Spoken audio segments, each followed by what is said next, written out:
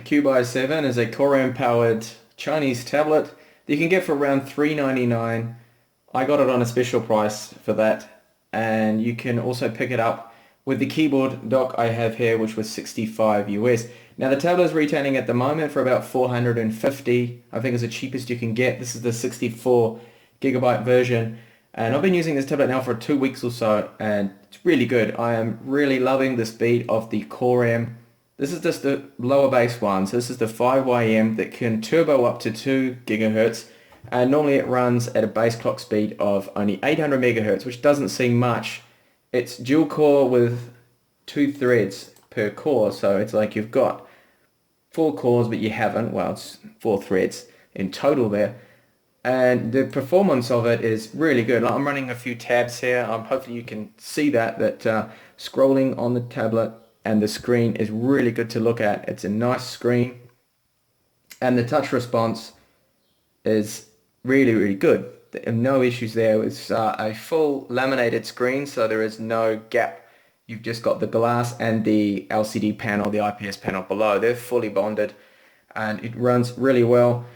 And switching between tabs here in Chrome, not an issue. I can run lots of tabs. I have done actually a benchmark, not a benchmark, but a test, sorry, of how you can actually multitask with this thing, and you can do a lot. I've been running it as a desktop as well with the HDMI port, and really good, the performance so far. This is the performance here of the internal SSD drive. It's a 64 gigabyte drive that I have. You can get a 128 gigabyte drive, so you can see that 458 is the read maximum there. The writes are a little bit slow, but it's only a 64 gigabyte drive.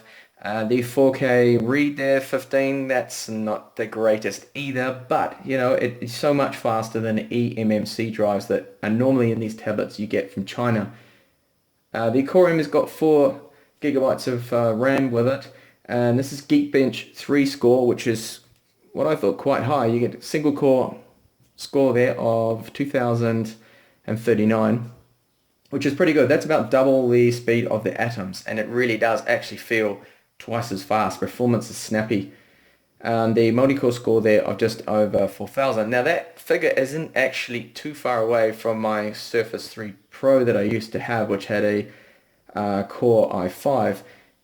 It's a little bit faster, but this feels in between just a little bit lower than maybe an i3 Surface, only a tad, but that performance for me is really good. I'm really enjoying that. The overall build quality of the machine is really decent. It is well put together, and the quality itself feels like you're holding a premium tablet here. It does not feel cheap and tacky at all. The ports are located on the side here. Everything's on the left side where all the ports are concerned. So you've got a micro SD card slot, micro SIM slot, a micro USB 3 port. Now I do have a few issues with this port that I've been trying to solve with Cube. I'm only getting USB 2 speeds out of that. So if you're someone that needs full speed USB 3 like myself, I want to run an unplugged USB 3 dock and a USB 3 hub, and I can't from this port. It's really annoying. And you can see here that the DC jack in, micro HDMI port, and the headphone jack. This is a normal headphone jack, so it's only just the standard 2-pole. It only supports stereo headset, so you can't use a microphone with it at all, which is a little bit disappointing there. There's a speaker up here. That's one of the bad points of the tablet. These speakers are extremely poor.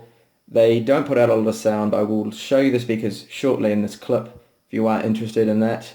I do have a complaint with how closely these ports are spaced together. Now I do have a photo up on the review, which is linked in this video, where you can see that the ports there are so close together. I actually had to cut my cable a little bit, which was a bit of an issue. I thought I could force it in, and I could end up damaging the plug here, which I didn't want to do, because having to replace that plug could be tricky and costly as well if you're not someone who opens up tablets and repairs them. So I had to cut the cable a little bit to fit it in there. On the top we have what I think is the microphone up there. We have power on and volume up and down rocker. There is a camera on the back, which is a 5 megapixel with autofocus, something the Surface doesn't have, autofocus. It takes decent macro photos, so if you're taking a photo of some text or something like that, it's going to come out pretty good. That's fine. But when you take photos, I've noticed in the distant, it looks blurry and washed out. So it doesn't have wonderful cameras. And overall, the front-facing camera also is decent enough for chat. But I found the position they have the front-facing camera is a little bit awkward because it tends to be pointing a little bit too high when you're using it in the keyboard. And other benchmarks I can just quickly show you here is PC Mark 7 score of 4,206. That is again another pretty good score there. This is 3D Mark 6 if anyone still goes by that older version, 5,021. And the Pass Mark score here of 1,631, which again I didn't think was too bad. The CPU mark there of just over 3,000 I thought was fairly decent. So you do have a Windows Home button. It does vibrate when you use it. And everything is really quick, really fluid here, and you can multitask quite well on the tablet. Gaming wise, it performs really well, a lot better than the Bay Trails. This does have more processing cores, 24 processing cores versus the only 4 you get with the Bay Trail ones. And on the bottom we have here the connector for the dock. It docks in like that, and overall this is the view angle you get. I'll show you. That's the angle. It's one fixed angle. If you try and prop it up like that, you can risk the tablet falling down. Just like the Surface 3 Pro that I used to have, if you're going to sit and use it on your lap and you move your knees up too high like that, you've got the risk of that whole thing just falling off, falling down and topple onto the ground. I actually did that with my Surface and luckily didn't damage it too bad at all, just a couple of scratches. The back we do have 2 USB ports right here. So we have a USB 2 and 2 of them, and they can run hard drives, but I have noticed that when running a Toshiba terabyte 2.5 inch drive that sometimes the drive would disconnect and reconnect, probably to lack of power there from that. And I'm used to using a Logitech receiver here with a mouse. Now the weight of the whole package together is about 1.5 kilos. I'll just show you that. And the keyboard itself is really good for typing. It's got good travel, and it feels like a keyboard you get on maybe an Acer, on a Dell. The keyboard is really actually one of the best I've used, definitely one of the best from a tablet from China at least. Normally the keyboards that come from China are a little bit tacky. They're okay, they're good for kind of typing on, but you can do some serious typing on this. Show you up close there. It is a quality keyboard. But it does come with one serious flaw, which maybe you might have picked up on already. Yep, that's right. There are no left and right mouse buttons. You have to use gestures on it. So you have to hit it twice for the right click, and you can double tap for left mouse button and double tap and hold to drag around, which I find a real pain. I don't like that at all, and the trackpad is just so small. Bit overly sensitive as well. I wouldn't use it, and I don't. I only use the mouse. I don't normally like trackpads anyway. So the weight of the tablet itself, it's quite heavy. It's not the lightest tablet. It weighs in, sorry, I just need to tear that properly. It weighs in about 880.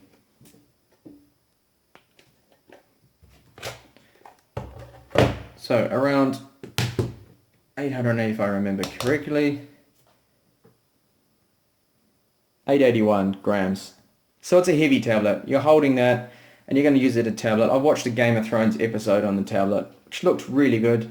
But after the 40-minute episode or so, you do notice that weight of the 880 grams there. It does start to bear down on you a little bit. It's not as light as something like an iPad Air 2. So once that's docked, you can also just slot it in here, so the keyboard will protect the screen, and it's all just one unit like that, which is relatively thin and goes together nicely. the weight of both of these together is 1.6 kilos. So it's heavy. It's like an older generation Ultrabook. It's not the lightest.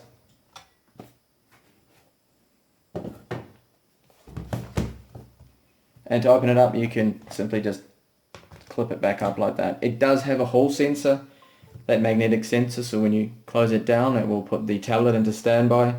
And standby battery life is not really the best. It does tend to eat through the battery, but I don't use it often enough for it to really bother me, but it could bother other people there. So the other thing with the keyboard obviously is you do have the trackpad, which is horrible, and I'll just quickly show you that if I do use the trackpad with 2 clicks here, I'll see if I can double click the desktop. Okay, it does kind of work. 2 taps, comes up, and you can move the mouse to use it to hold a folder, drag it around like that. Yeah, that's okay, but yeah, I just wouldn't buy it for its mouse pad. Its trackpad, the trackpad is just, yeah, an afterthought. Obviously didn't have space and they needed to incorporate it that way, and that's the result. Not a wonderful trackpad, so you wouldn't buy it for that at all. Now I'll quickly show you the sound, what the sound's like here on it. If I go in and just run Internet Explorer,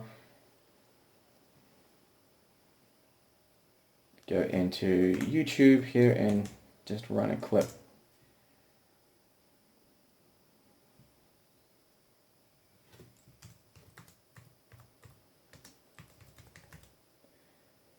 Bit hard for me to type here because I have the camera tripod in the way, so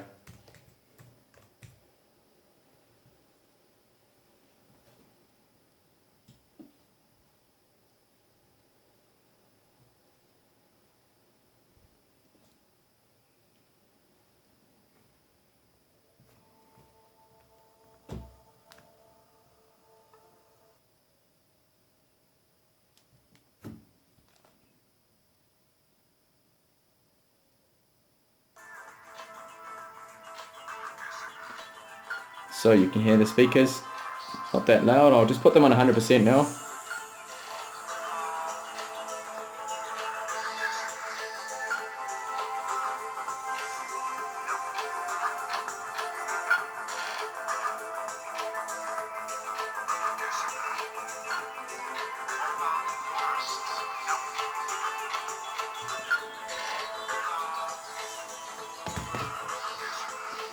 So not the loudest speakers.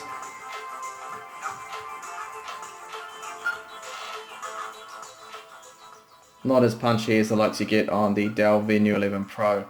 Found those speakers to be quite good for a tablet.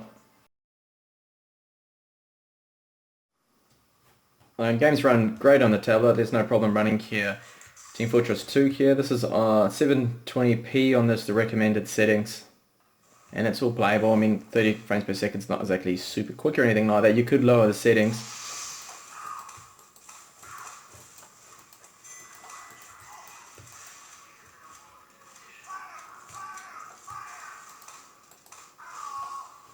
And I'm dead. You can see the settings here. I'll just show you them. So 720p. Everything's on high details, low model detail. But if I load all this down, you get even better frame rate there. And I can even play titles quite well, like Tomb Raider here from 2014. So the game's not actually that old, it's only a couple of years old. And it's running at 720p here, around 40, 39, late 40s, late 30s, sorry, frames per second. I'll just show you the settings that I'm using. So it's 1280 by 720p. Everything's on low here, but I do have triple buffer VSync on, and everything else is low off by linear. So lower settings there, but it still looks really good, and it is very playable here, which I'll show you.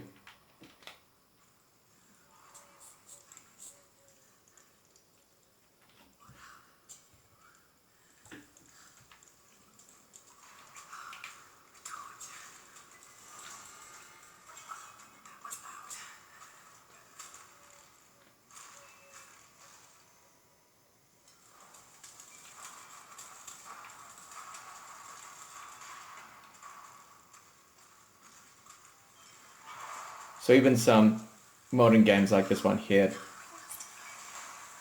will run without any issues at playable frame rates, on low of course. It's no gaming monster by any means, but still a few titles will run on it. Older Source Engine games, for example, like Team Fortress 2, Half-Life 2, those all run great. Even on the native resolution, they just run fine. No problems there. And after gaming with Tomb Raider there for about 30 minutes, these are the temperatures I got to. So 74 degrees, you can see just here. 74 degrees on both of the cores there. And it doesn't seem to really exceed that ever. I have gamed for quite a few hours on the tablet and it just seems to hover around 74 mark as the maximum temperature, but it does drop down again. You can see at the moment the tablet's not really doing much, so its idle temperatures are around 40, late 30s. And that's pretty good. The metal chassis that it has, the backing on it, does tend to help. When you are gaming, it does get warm in this area up here. So around here, it's quite warm. But it's nothing concerning. It's not like it's going to burn you. Not that kind of hot. It feels quite hot to the touch. I will later on have a heat gun so I can actually test out the surface temperatures there of that. Now the battery life, you're looking around 5 to 6 hours depending on what you're doing. You can see here that the battery meter is giving me an estimation battery bar of 5 hours and 39 minutes. Now I've actually used the tablet right down through to 0 when it turns off, and I managed to get around 6 hours, which I don't think is bad at all considering that this is running a Core M CPU, which is definitely a lot more powerful than those Atom CPUs that I have been testing out in Chinese tablets. So overall, to recap on the Core i7, the Cube i7, sorry, I wish it did have a Core i7. It is a really decent tablet for the price. I think if Cube can lower that price down and keep it at $399 what I paid for it, it's a good deal. A very good deal. And the build quality is excellent.